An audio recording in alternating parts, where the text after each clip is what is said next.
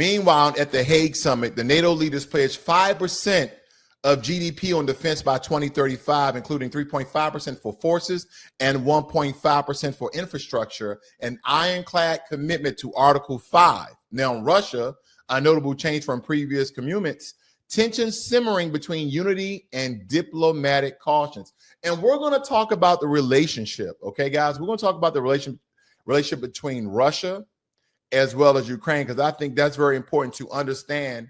And I'll just let the cat out the bag very early here, that Russians and Ukrainians are the same people. That's the only hint I'll give you guys, because again, we're going to break that down so you guys can understand exactly what I'm referring to. We're talking about the Slavic people, and I'm not going to bore you guys. I'm going to get right down to the nooks and cranny of it all. And we will look at the Slavic people as a whole. These are some of the major countries that the Slavic people have divided and split into. And I don't really think that this gets the notoriety and the publicity that it needs to get when you have powers like Ukraine and Russia going to war with one another. I don't really think people understand the vast history that these two countries have and the origin of the people and how, you know, kind of how they derive from, because the Slavs, as they call them, are an ethno-linguistic group whose roots trace back to around the early first millennia. The earliest known homeland of the Slavs is thought to be in Eastern Europe. That's why when you look at Eastern Europe people, they look different than people from the UK and Switzerland and Norway. You know, when we talk about Ukrainians, Polish people, Slovenia, Croatia, Czech Republic, Bulgaria, Belarus, all these countries you see here, they look very different than those people who are in Western Europe, because they were originally part of the Indo-European family and spoke what we now call Proto-Slavic. Now, after the fall of the Roman Empire during the 5th and 6th centuries AD, the Slavic people began migrating in three major directions. You had the West Slavs moved into areas that are now Poland, the Czech Republic, and Slovakia. East Slavs settled in modern-day Russia, Ukraine, and Belarus. And then you had the South Slavs that migrated into the Balkans, including modern-day Bulgaria, Serbia, Croatia, Bosnia, Montenegro, North Macedonia, and Slovenia. So again, these people, when you think about the West, they don't go far west as the UK is concerned, or far northwest when we're talking about the Swiss, the Greenlanders, the Norwegians, the Danes, so on and so forth. During the early medieval period, these groups began forming their own distinct kingdoms and principalities, right? We're talking about 9th century, 7th centuries. Back in, the 7th century, you had the Polish kingdom that emerged under the Piast dynasty. And you have the Serbians, Croatian principality emerged in the Balkans, becoming powerful in the medieval period.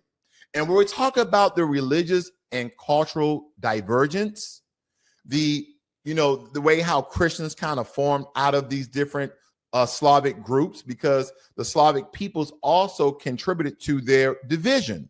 You had the Western Slavs, the Poles, the Czechs, the Slovaks, were converted by Latin-speaking Catholic missionaries.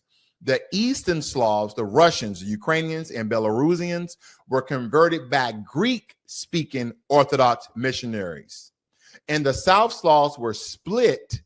The Croats, the Slavs, became Catholic, while Serbians, Macedonians, and Bulgarians became Orthodox.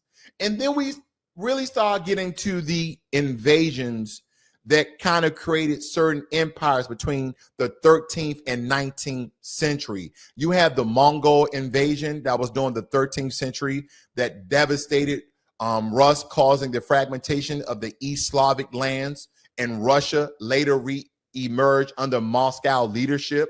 You have the Ottoman rule. The Balkans fell under Ottoman control. Bulgaria, Serbia, Bosnia, and others became vassals or were directly ruled by the Ottomans. You had the Habsburg rule. The Western Slavic and some South Slavic lands came under the control of the Austro-Hungarian Empire. And then you also had the Polish-Lithuanian Commonwealth that was controlled much of modern-day Poland, Ukraine, and Belarus.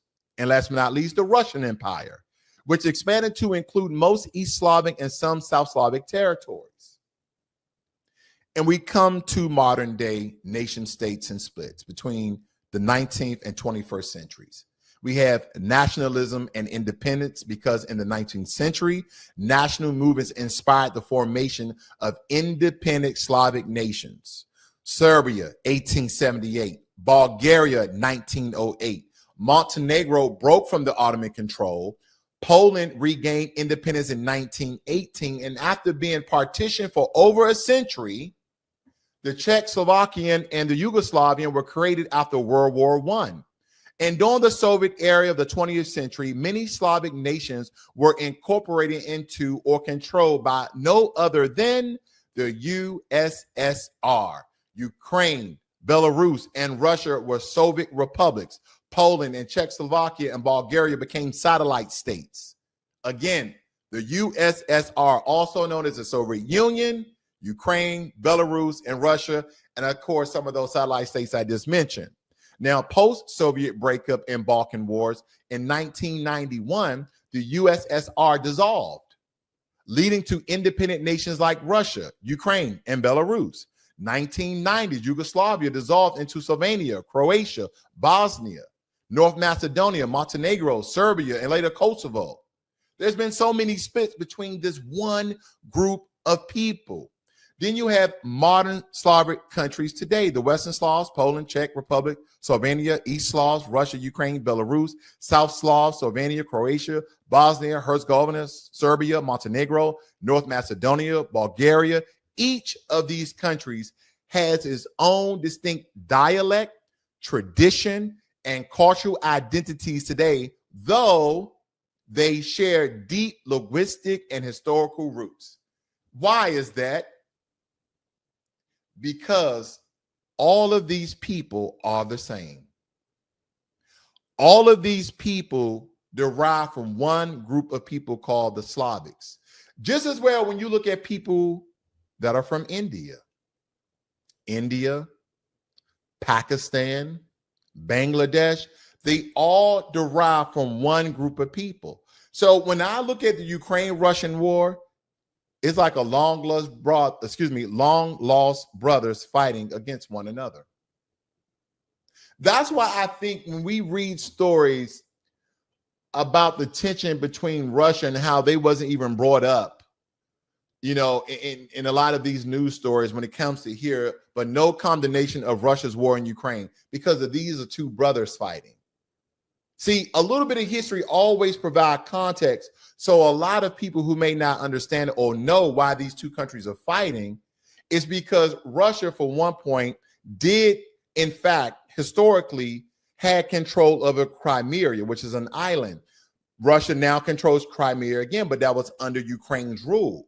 And this was kind of formulated during the Soviet Union, right? Soviet Union was very powerful because you had all of these people, all these different land masses that again derive from the same group of people. Then they divide into all these East, West, and South Slavic people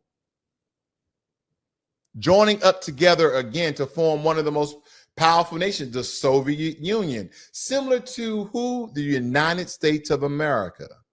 That's why when I listen to leaders like Julius Malema out of South Africa, a lot of people don't like him, what he stands for, some of the inflammatory language that he used, but something he said, very generic, but very powerful.